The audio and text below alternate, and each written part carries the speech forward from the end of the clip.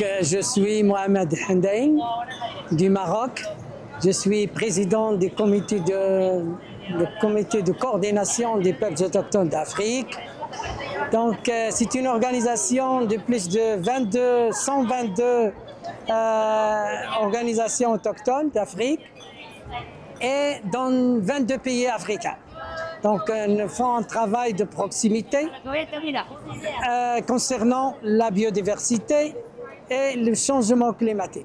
Donc, quels sont les aspects de contribution des savoirs traditionnels dans la préservation de la biodiversité? Donc, il y a plusieurs aspects, plusieurs façons.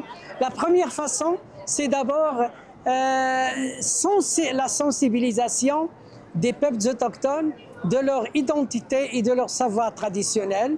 Deuxième point, deuxième aspect, que les peuples autochtones ont accumulé une expérience extraordinaire de la préservation de la biodiversité, surtout quand il s'agit de la pénurie de l'eau, de la pénurie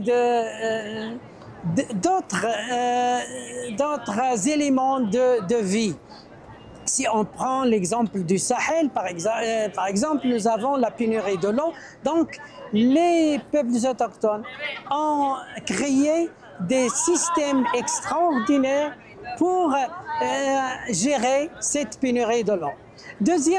Troisième aspect, c'est que les peuples autochtones ont des savoirs traditionnels importants pour la gestion de la biodiversité. J'ai donné, il y a un peu de temps dans ma conférence, j'ai donné l'exemple de plusieurs systèmes de la préservation au Maroc, comme l'Agdal, l'Agadir et Tanast. Ce sont des systèmes de préservation de la biodiversité. Notre défi aujourd'hui à la COP 16, ici à Cali, en Colombie, c'est trois choses, trois objectifs.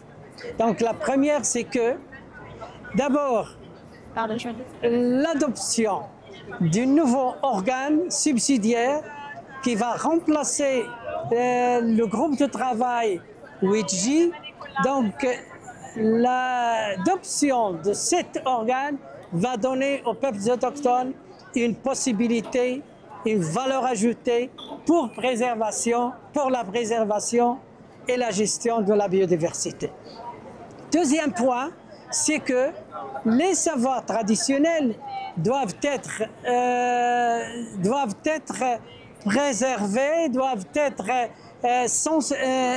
c'est-à-dire stockés en constituant une banque de données de ces savoirs traditionnels à travers au niveau national et au niveau international. Troisième point, c'est qu'il faut absolument faire une distinction entre les peuples autochtones et les communautés locales pour ne pas avoir une amalgame entre les droits des peuples autochtones et les droits des communautés locales. Ça, c'est très important.